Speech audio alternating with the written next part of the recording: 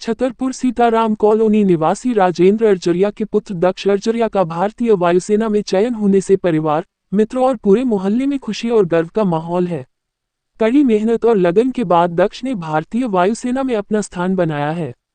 दक्ष ने बेंगलुरु में अपनी ट्रेनिंग पूरी की, जिसके बाद उनकी पोस्टिंग गुजरात में हुई है। ट्रेनिंग पूरी करने के बाद जब दक्ष अपने गृह निवास छतरपुर की सीताराम कॉलोनी पहुंचे, तो उनके दोस्तों और मोहल्ले के लोगों ने उनका भव्य तरीके से स्वागत किया। मित्रों ने फूल मालाएं पहनाकर और मिठाई खिलाकर उन्हें शुभकामनाएं दी। इस दौरान दक्ष अर्जरिया ने कहा कि देशभक्ति और जनसेवा ही हमारा कर्तव्य है।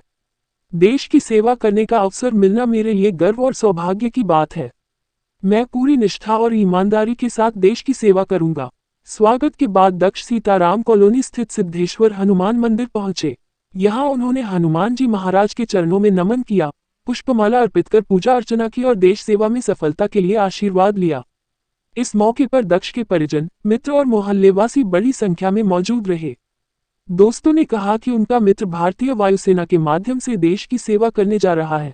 यह उनके लिए गर्व और सौभाग्य की बात है। दक्ष के भारतीय वायुसेना में चयन और गुजरात में पोस्टिंग से पूरे सीताराम कॉलोनी में उत्साह का माहौल है। लोगों ने दक्ष को उज्जवल भविष्य की शुभकामनाएं देते हुए कहा कि उनकी उपलब्धि क्षेत्र के युवाओं के लिए भी प्रेरणादायक है। क्या नाम है भैया आपका? दक्ष अर्जरिया। अजय जी, आपका वायुसेना में सिलेक्शन हुआ है, कैसा महसूस कर रहे हैं? क्या करें, देशभक्ति और देश की सेवा करने का अवसर मिला है, क्या आपके उद्देश्य रहेंगे, क्या लक्ष्य है? देश लक्ष्य ये है कि देश को आगे बढ़ाना है और मतलब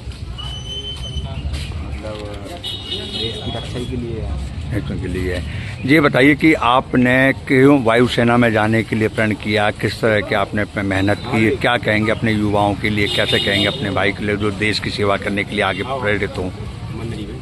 वायुसेना में जाने के बहुत से अवसर है। उधर जाने से जो अपना एक डिसिप्लिन है वो मजबूत होगा और आगे जो बहुत सी अपॉर्चुनिटी मिलेगी, क्योंकि फौज आपको ऐसा बना के भेजती है कि आप किसी भी फील्ड में अच्छा प्रदर्शन कर सकते हो। आपकी उम्र कितनी है अभी?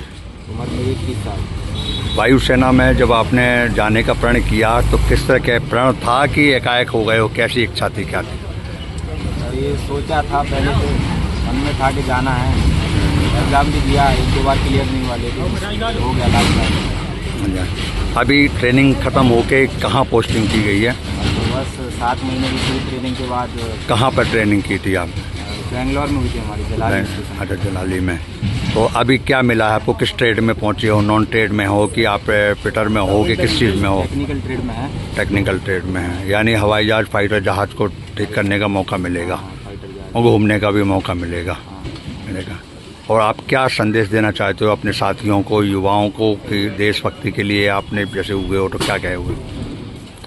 संदेश यही देना चाहता हूँ कि फौज में जाना बहुत ज़रूरी है एक बार। क्यों जाना जरूरी है? आपको एक अलग माइंड सेट से तैयार कर देगी। किसी भी फील्ड में आप बिना डरे, बिना कुछ किए आप को पार करेंगे।